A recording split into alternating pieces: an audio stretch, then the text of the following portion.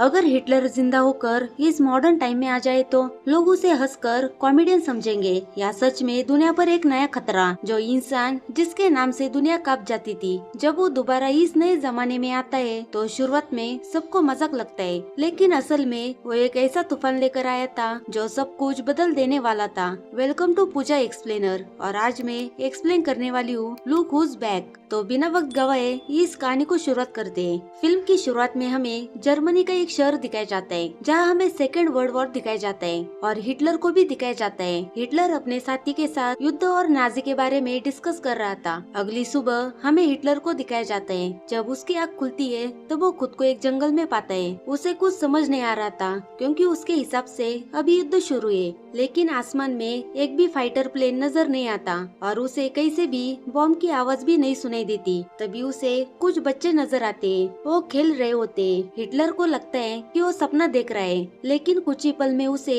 इस बात का एहसास हो जाता है कि ये सब सच है। इसलिए हिटलर उस जगह से बाहर निकल आता है। बाहर आने पर वो देखता है कि दुनिया अब मॉडर्न हो चुकी है। तभी उसे एक कार नजर आती है, एक कार हिटलर ने आज तक नहीं देखी थी। तभी कुछ लोग हिटलर के साथ तस्वीरें खींचने लगते हैं। उन्हें ऐसा लग रहा था कि ये आदमी एक एक्टर है और ये हिटलर के पोशाक में है। लेकिन हिटलर उन लोगों से अपने ऑफिस का पता पूछता है, लेकिन उन लोगों को ऐसी किसी जगह के बारे में कुछ पता नहीं होता। तभी उसे एक औरत अपने बच्चे के साथ नजर आती है। वो उस औरत के नजदीक जाने लगता है, पर वो औरत डर जाती है और हिटलर की आंखों में पेपर स्प्रे मार देती है। इस वजह से उसकी आंखों में काफी जलन होती है और वो वहाँ से चला जाता है। फिर उसे एक न्यूज़पेपर दिखाई देता है और उस पेपर पर आज का डेट देखता है, 2014। ये देखकर वो परेशान हो जाता है कि वो वर्ल्ड वॉर से 2014 में कैसे आया, और वो वहीं पे बेहोश हो जाता है। जब उसे होश आता है तो उसी शॉपकीपर के पास होता है। हिटलर उससे पूछता है कि इस वक्त साल कौन सा शुरू है, तब वो आदमी 2014 बताता है। हिटलर हैरान हो जाता है। उसे ऐसा लगता है कि शायद ये दुश्मनों की चाल है,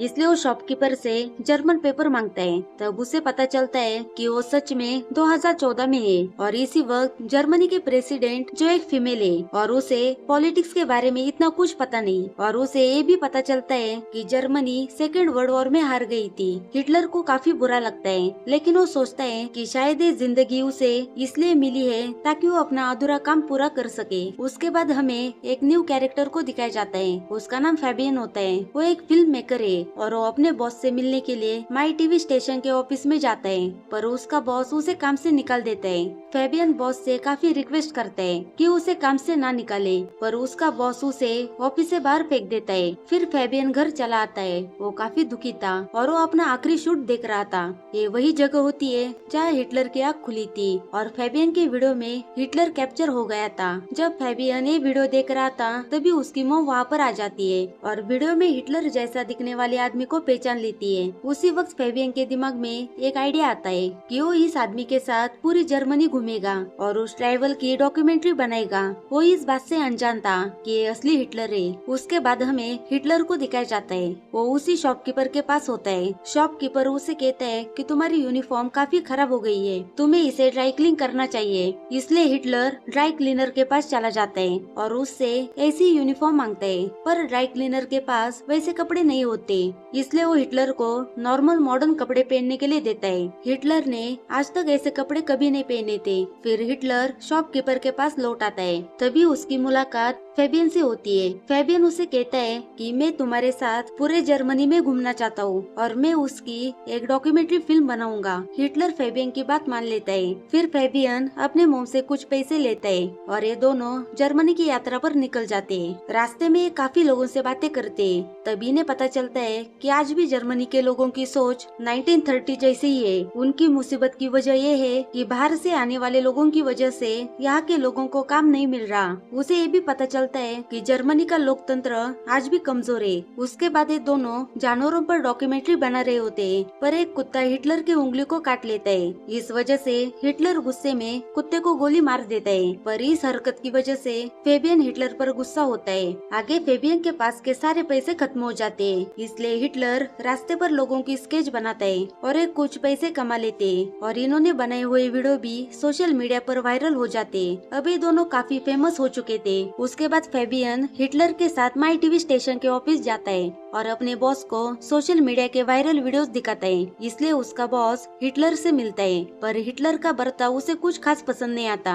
उसे हिटलर एक सरफिरा आदमी लगता है। इधर बॉस और फेबियन बातें कर ही रहे थे, तब तक हिटलर चैनल के डायरेक्टर के ऑफिस में चला जाता है और उन्हें वो अपनी आइडियोलॉजी बताता है। डायरेक्टर को हिटलर की बातें काफी पसंद आती है और वो बॉस को हिटलर के लिए एक शो बनाने के लिए कहती है। इसलिए वो हिटलर के लिए एक कॉमेडी शो बनाता है। जब हिटलर शो में जर्मनी के लोगों के सामने जाता है, तब वो अपनी वही आइडियोलॉजी रखता है जो उसने सेकेंड वर्ल्ड वॉर के पहले लोगों के सामने रखा करता था। ये बातें लोगों को काफी पसंद आती है। हिटलर अब काफी फेमस हो चुका था, ये शो भी काफी फेमस हो गया था, पर इस बात से बॉस बिल्कुल खुश नहीं था। इसलिए वो जानबूझकर हिटलर के डॉग के साथ का वीडियो लाइव चला देता है। ये वीडियो देखकर पब्लिक काफी हैरान हो जाती है और चैनल हिटलर और डायरेक्टर को चैनल से निकाल देते हैं। हिटलर को वहाँ से निकाल देने के बाद वो एक बुक लिखता है। उस बुक का नाम होता है लुक हुज बैक। लोगों को इस बुक का टाइटल काफी इंटरेस्टिंग लगता है, इसलिए सारे लोग ये बुक पढ़ने लगते हैं और देखते ही देखते ये बुक बेस्ट सेलर बुक बन जाती है। इधर हमें चैनल का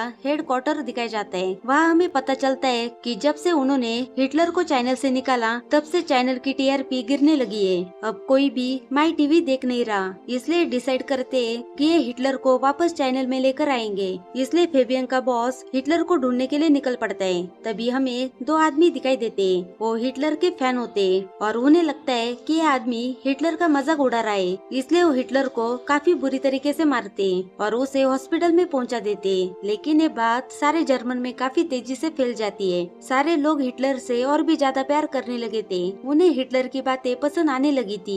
उन्हें हिटलर के लिए हमदर्दी भी है। अब हमें फेबियन को दिखाया जाता है। वो घर पर वही वीडियो देख रहा था जिसमें उसे हिटलर पहली बार दिखा था। वो उस वीडियो को काफी बार कैसे देखता है, तो उसे वहाँ पर धुआं नजर आता है और अचानक वहाँ पर हिटलर प्रकट होता है। इसकी बातें, इसकी सोच और इसका यूनिफॉर्म सब कुछ हिटलर की तरह ही है। इसलिए फेबियन उसी जगह पर चला जाता है जहाँ हिटलर पहली बार आया था। वहाँ जाने पर वो देखता है वहाँ की घास पत्तियाँ सब कुछ जली हुई है। ये देखकर उसका शक यकीन में बदल जाता है कि ये आदमी असली हिटलर है और फेबियन फौरन हॉस्पिटल चला जाता है। लेकिन वहाँ जाने पर उसे पता चलता है कि हिटलर को चैनल वाले वापस स्टूडियो में लेकर चले गए। फेबियन ये सारी बातें डायरेक्टर को बताता है, लेकिन डायरेक्टर को फेबियन की बातें समझ नहीं आती और डायरेक्टर हॉस्पिटल के गार्ड को फेबियन को पकड़ने के लिए कहती है, पर फेबियन उसे धक्का मारकर वहाँ से भाग जाता है और स्टूडियो पहुंच जाता है और हिटलर को गन पॉइंट पर लेता है और उसे अपने साथ चलने के लिए कहता है और कहता है कि तुम एक मॉन्स्टर हो, तुमने अपने स्वार्थ के लिए कितने मासूम लोगों को मरने के लिए छोड़ दिया। पर हिटलर कहता है इस काम के लिए जर्मनी की जनता ने मुझे चुना, इसलिए फेबियन हिटलर को गोली मार देता है और हिटलर मारा जाता है। लेकिन कुछ ही पल में हिटलर फेबियन के पीछे खड़ा होता है। वो कहता है कि मैं जर्मनी के लोगों के दिल में आज भी जिंदा हूँ, मुझे कोई मार नहीं सकता। और उसके बाद ग्रीन स्क्रीन ओपन होती है। दरअसल ये सीन एक फिल्म की शूटिंग होती है और जो फेबियन दिखाई दे रहा था वो असली फेबियन नहीं होता।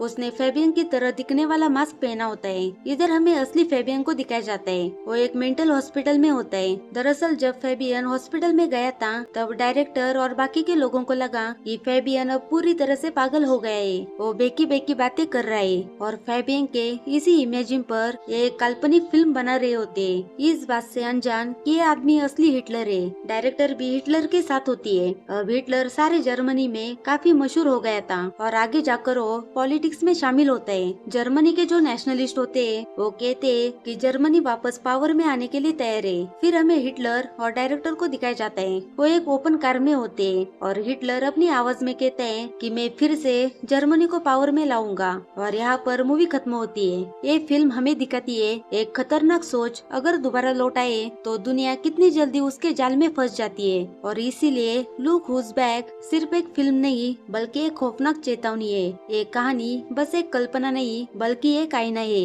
जो दिखाता है कि लोग किस तरह अंधे बनकर खतरे को मजाक समझ लेते हैं और इसीलिए हिटलर का वापस आना एक वार्निंग बन जाता है। इसी के साथ मूवी यहाँ पर खत्म होती है। Thank you for watching.